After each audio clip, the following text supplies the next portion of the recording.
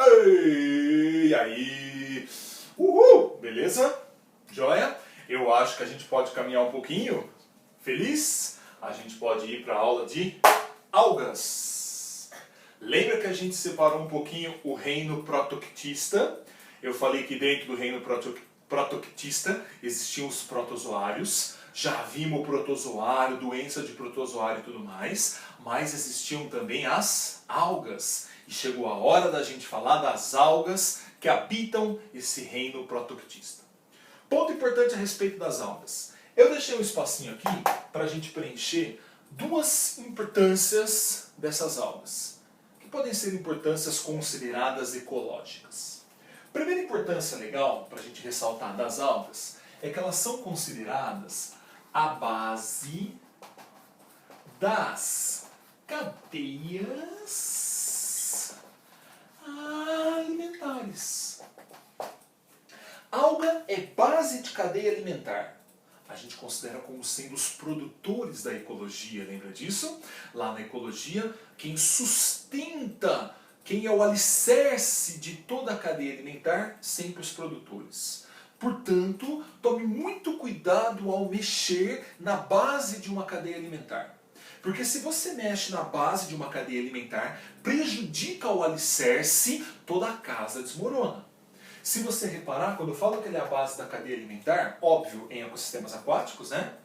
Base de cadeia alimentar em ecossistema terrestre são os vegetais. Base de ecossistema aquático no ambiente, base de cadeia alimentar em ecossistema aquático, a gente está falando das algas. Você fala, lição, mas sei lá, se a gente prejudicar uma alga, né? O que pode acontecer? Vamos imaginar um fenômeno de maré negra. Como a gente teve há pouco tempo atrás, uma história de vazamento de petróleo, aquele petróleo, um líquido bastante escuro, que ele é menos denso que a água, então ele acabava ficando por cima da água, formando aquela camada escura. Ai, puta, maior problema na lição. Eu vi na televisão aquele petróleo, ele gruda nas penas das aves e daí não tem como limpar, as aves morrem. Ai, gruda lá nas tartarugas, né? Eu sei que isso é um problema grave. Mas o maior problema dessa maré negra, quando você tem esse derramamento de petróleo, é que esse líquido escuro, ele bloqueia boa parte da penetração da luz. Se ele bloqueia a penetração da luz, ele vai bloquear a fotossíntese das algas. Se as algas não têm luz, elas não fazem fotossíntese e elas morrem. Se morre a alga, morre o peixinho que come a alga. E se morre o peixinho que come a alga, morre o peixão que come o peixinho. E se o peixão morre, vai prejudicar o pescador que precisa do peixão. Perceba que a gente mexeu lá na base da cadeia alimentar e alterou todo o equilíbrio desse ecossistema. Então isso é importante falar de algas, elas são consideradas base de cadeia alimentar. E outra coisa, elas são grandes liberadoras de oxigênio. Aqui a gente pode colocar as algas como sendo o pulmão do mundo, lembra daquela história? Alga faz fotossíntese, lição? Faz. Alga respira? Também respira. Mas a gente sabe que metabolicamente a taxa de fotossíntese das algas é muito maior que a sua taxa de respiração. Por que eu estou comparando isso? Porque a fotossíntese libera oxigênio e a respiração consome oxigênio. Se a taxa de fotossíntese das algas é maior que a taxa de respiração, significa que pela fotossíntese ela libera muito mais oxigênio do que ela consome quando esse organismo respira. Então eles realmente são os grandes liberadores de oxigênio para a atmosfera. Tudo bem? Duas importâncias ecológicas. Nossa, o vestibular adora comentar isso com vocês, ok? Por isso que a gente está dando esse ênfase. Ponto importante. As algas podem ser classificadas em unicelulares ou pluricelulares. Não precisa ser nenhum gênio para entender isso, né, monstro? O que você acha que é uma alga unicelular? Isso mesmo, formada por uma única célula. E provavelmente você não vai enxergar ela a olho desarmado. Olho nu, você não vai ver uma euglenofita. Você não vai estar nadando lá e falar assim, nossa, uma euglena. Você não enxerga, né? Uma alga unicelular. O que pode acontecer é você enxergar uma alga pluricelular. Aliás, você pode até comer uma alga pluricelular. Os japoneses adoram utilizar essas algas, a gente vai comentar daqui um pouquinho. Então, ou a alga é uni, ou a alga é pluricelular. Ou ela é formada por uma única célula, ou formada por várias células. Vamos dar uma olhadinha nas algas unicelulares. 3 grupos. Posso chegar real? Quando você estiver fazendo a revisão, você vai olhar esses 3 grupos de algas unicelulares. Euglena, crisofitas e pirrofitas. Dê ênfase nas pirrofitas, ok? Dificilmente o vestibular vai cobrar uma euglenofita para você. Dificilmente ele vai cobrar uma crisofita para você. Mas pirrofita cai. As euglenofitas podem ser chamadas de algas unicelulares verdes. Algas verdes ou euglenofitas.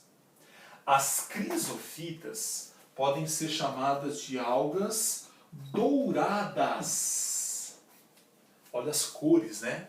Pigmentos fotossintéticos diferentes. Cuidado que uma crisofita ou alga dourada pode ser chamada de uma diatomácea. Puta, lição na biologia, tudo tem 50 nomes. Tem. E qual que o vestibular mais gosta? Crisofita dourada ou diatomácea? Diatomácea. Então cuidado com esse nome aqui, tá? Diatomácea, douradas ou crisofitas. Algas verdes ou euglenofitas. E as pirrofitas podem ser as algas vermelhas. Então você pode ter de alga unicelular verde, dourada e vermelha. Cuidado que a vermelha pode ter outro nome, que é o que o vestibular mais gosta. O vestibular nem fala muito de pirrofita nem de vermelha. Pirro. Já ouviu falar de pirrofagia? Os caras que ficam cuspindo fogo. Pirro, cor de fogo, né? Então são as algas cor de fogo, são as algas avermelhadas. Elas podem ser chamadas de dinoflagelados. Esse nome tudo bem, né? Diidores, flagelo, estrutura de locomoção. Dinoflagelados vermelhas ou pirrofitas, diatomáceas douradas ou crisofitas, verdes ou euglenofitas. Curiosidades de cada uma delas. Rapidinho. Euglena não cai, hein? As euglenas são algas que não têm parede celular. Veja que curioso. Vou te mostrar que quase todas essas algas apresentam parede celular. Euglena não tem parede. E não tendo parede celular, essa alga é considerada um ser mixotrófico. Vamos à palavra? Mix, mistura. Trófos, alimento, lembra disso? Autótrofo, heterótrofo, né? Trófos, comida. Falar que é mixotrófico significa que esta alga é autótrofa e heterótrofa. Puta, nem eu queria ser mixotrófico. Imagina, se você chega em casa hoje e fala assim, o pai, o que tem de comida? Aí ele fala assim, tem jiló e quiabo. Você fala, ah, não quero. Aí você vai lá fora, toma um sol, faz fotossíntese e produziu comida. Ou você pode chegar em casa e falar, pai, o que tem de comida? Ele fala, tem estrogonofe de carne com um arroz branco, batata frita e uma coquinha. Você fala, ai, eu quero, né? E aí você vai lá e come. Você é autótrofo e você é heterótrofo. É lógico que essa alga não escolhe se é autótrofa ou heterótrofa, depende das condições do meio onde ela está. Se as condições estão adequadas para ela fazer fotossíntese, tem luz, ela tem cloroplasto, ela faz fotossíntese e gera seu próprio alimento. Não está adequado, não tem luz, marcou uma partícula alimentar, ela fagocita. Então ela tem a capacidade de ser mixotrófica. Dificilmente uma euglena vai aparecer no vestibular para você, mas está aí. Sim, uma alga verde unicelular. Uma crisofita dourada, uma diatomácea, ela pode aparecer no vestibular para você, porque desta alga é extraída o diatomito. A alga é diatomácea e eu extraio o diatomito. O diatomito é um conjunto da carapaça dessa alga. A carapaça dessa alga ela é chamada de frústula. Esse conjunto de frústulas a gente chama de diatomito. Esse diatomito é um material abrasivo. Abrasivo é que dá polimento. Puta, neném, você põe diatomito na boca pelo menos 3 vezes por dia. Sabe onde tem isso? Lá mesmo, na pasta de dente, cara. Você já reparou quando você está escovando o dentinho, quando você está com a pasta na boca? Quando você esfrega um dente no outro assim, não parece que tem uma areinha? Essa areinha, na verdade, é a carapaça dessa alga chamada de diatomito, que quando você esfrega no dente, ajuda a dar polimento. Sabe como é que os caras escovam o dente nesses cursos de sobrevivência na selva? Não é com areia não, viu? A areia pode machucar a gengiva. Os caras escovam normalmente com cinza. É um material bem abrasivo, particulado, bem pequenininho, põe no dedo, né? E esfrega no meio dos dentes. Você fala, nossa, isso vai ficar tudo preto os dentes. Não tem problema, mas pelo menos ajuda na retirada dos restos de partículas alimentares que poderiam causar uma cárie. Tá? Então, esse diatomito extraído dessa alga diatomácea pode fazer com que ela tenha uma incidência no vestibular para você. Tá? Mas, raro aparecer também. Quando aparecer alga unicelular, vai aparecer a terceira, neném. Vai aparecer a vermelha, a pirrofita, a dinoflagelado, por uma razão bem simples. Eu acho que você já viu isso. Essas algas são responsáveis por um fenômeno ecológico chamado de maré vermelha. A maré vermelha nada mais é do que uma proliferação excessiva dessas algas vermelhas, de modo a tornar o mar avermelhado. Perceba, monstro, quando a população dessas algas no mar está sob controle, você não vai enxergar o mar avermelhado. Para você enxergar o mar todo vermelho, aquela orla, né, aquela zona de arrebentação das ondas, é porque a quantidade dessas algas deve estar absurda. Deve ter tido uma explosão demográfica no número dessa alga, ok?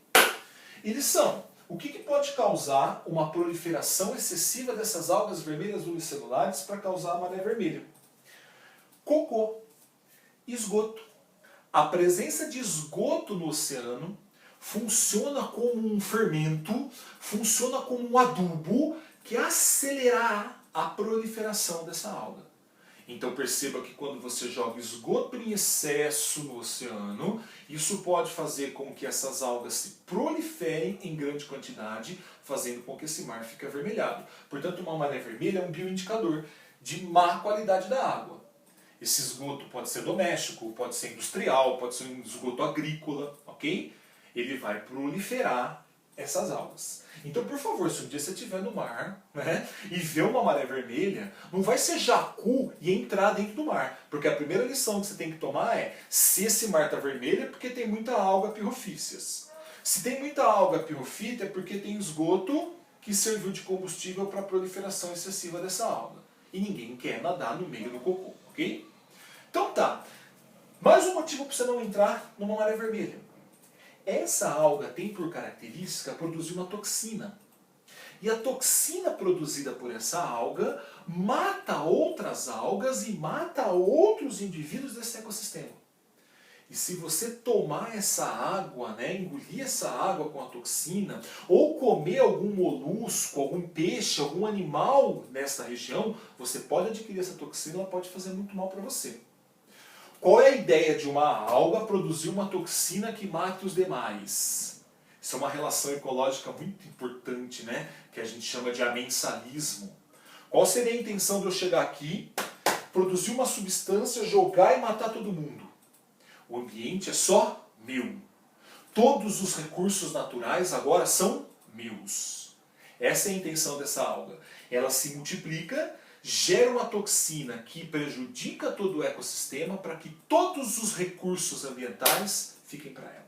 Ok? Então, maré vermelha, um importante fenômeno ecológico, está relacionado com a proliferação excessiva dessa alga vermelha, desse dinoflagelado, dessa pirrofita. Tudo bem, neném? Sem problemas? Então, na hora da revisão, entre as algas unicelulares, olhe para as vermelhas.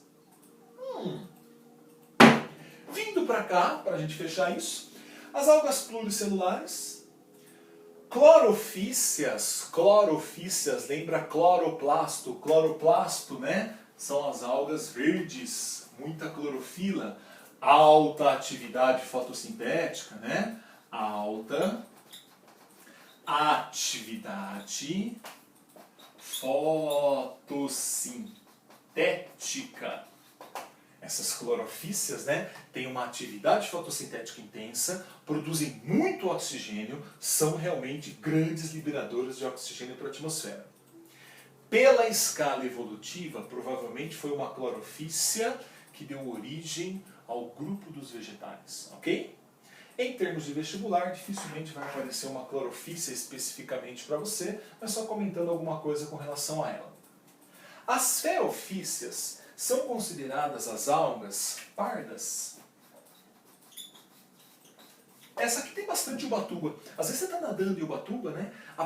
Passa umas alguinhas assim, né? Bate na tua perna, você fica, ai, peixe, né? Aí você põe a mão assim, você vê uma alguinha melequenta, né? De coloração parda grudando em você. Essas são as feofícias, ok? Existe uma alga feofícia, uma espécie de alga feofícia chamada de sargaço. Né? A sargasso. Há uma curiosidade dessa alga sargasso, porque elas são as maiores algas em tamanho. Existe um mar chamado de Mar de Sargasso, que é um mar de difícil navegação. Ele é chamado de Mar de Sargasso porque lá no Mar de Sargasso tem muita alga sargasso, que é uma alga que pode chegar a 60 metros. Repito, uma alga filamentosa de 60 metros. Qual o problema de passar um navio ali num mar cheio de algas de 60 metros? Isso mesmo, né? Essa alga pode enrolar na hélice dos navios e prejudicar o motor. Então é um mar onde muito naufrágio acontece, por causa dessa sargasso. Cuidado que tem uma feofícia que é comestível, os japoneses usam. Não é o nori, tá? O nori é aquele alga do temaki, que a gente vai ver já já, é uma rodofícia. É o kombu. Já ouviu falar do kombu? Kombu, uma algona escura, né, parda. Os japoneses muitas vezes cozinham junto com o arroz para fazer o gohan. Dá um sabor fantástico, né? Então algumas são comestíveis também. E dessa alga aqui, né, dessas feofícias, dá para extrair uma substância chamada de alginina. A alginina é muito utilizada na produção de cápsula de remédio. Não sei se você já viu aqueles remédios manipulados, né? Às vezes fica aquela cápsula, parece um plástico. Na verdade, aquilo é uma alginina. Aquilo é um material extraído de uma alga feofícia. Ok? Difícil aparecer no vestibular para você também as feofícias. Se aparecer alga pluricelular, aparecerá as rodofícias, que também são algas vermelhas. Olha que interessante. Quando você for fazer sua revisão, estude as algas vermelhas. Seja ela uni, seja ela pluricelular. As vermelhas pluricelulares, chamadas de rodofícias. Por que elas são importantes? Vou te dar 3 motivos. Primeiro que dessa rodofícia dá para a gente extrair uma substância chamada de agar-agar. Já ouviu falar do agar? Sim? Nossa, quando você faz microbiologia, você usa muito o agar-agar. Ele parece uma gelatina sem sabor, né? E a gente usa para fazer os meios de cultura para poder criar as bactérias. Tem umas balas que são feitas de agar, né?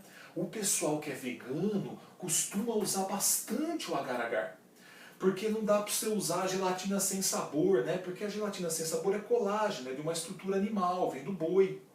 Quando você vai fazer uma mousse, por exemplo, você quer dar aquela espessada no produto, e você é um vegano que não pode usar a gelatina, você pode abrir e usar o agar-agar, que é de origem de algas, ok? O que mais que a gente pode falar aqui? Daqui a gente tem o nori, a alga do temaki, né? Aquela alga deliciosa, riquíssima em iodo. Iodo é ótimo para essa glândula aqui do pescoço, a tireoide, né? A gente sabe que a tireoide produz o T3 e o T4, o triiodotironina, o tetraiodotironina, ou seja, para a tireoide gerar os seus hormônios, ela precisa de iodo, nori, rico em iodo. Nori bom é nori crocante, ok? Se o nori vem borrachudo, quando você vai comer o temaki, morde, esticou demais, já hidratou a alga, né? O nori tem que estar crocante, tem que estar bem gostosinho, é uma rodofícia também. E aqui dá pra gente falar que dessa alga vermelha a gente pode extrair a caragenina. A caragenina, ela é muito mais comum do que você imagina. Tem muito produto que você põe na boca que tem caragenina. A caragenina, para quem gosta de cozinhar, ela é um emulsificante. Emulsificante, ele homogeneiza misturas. Muitas vezes, quando você vai fazer um sorvete, por exemplo, em casa, você vai fazer aquele sorvete de massa, você faz tudo bonitinho, aí você põe para congelar, a hora que você vai pegar, né, fica aquela crosta de gelo, não fica cremoso como o sorvete lá que você compra na sorveteria, né? Porque provavelmente você esqueceu o emulsificante, provavelmente você esqueceu de colocar a caragenina. A caragenina, ela forma misturas homogêneas. Você concorda que muitas vezes, quando você vai misturar para fazer um sorvete, você mistura substâncias de caráter muito distintos do ponto de vista químico, né? Você vai misturar substâncias polares com substâncias apolares e aquilo não forma uma mistura homogênea. Você está misturando chocolate com banha, com água, né? E a hora que aquilo decanta, a hora que aquilo descansa, você separa essas soluções. Para que você tenha a formação de uma mistura homogênea, você precisa de alguém que faça isso para você, que facilite essa homogeneização de misturas. Esse é o emulsificante, essa é a caragenina. Chiclete, bala, pirulito, sorvete, você encontra essa caragenina tornando misturas mais homogêneas. Tudo bem? Sem problemas? Então cuidado com as rodofícias, cuidado com as pirrofícias, cuidado com as algas vermelhas. Pode dar uma olhadinha no seu material, dar uma olhadinha nos seus exercícios, que daqui a pouco a gente discute tudo isso. Ok? Um beijo do tio Lição.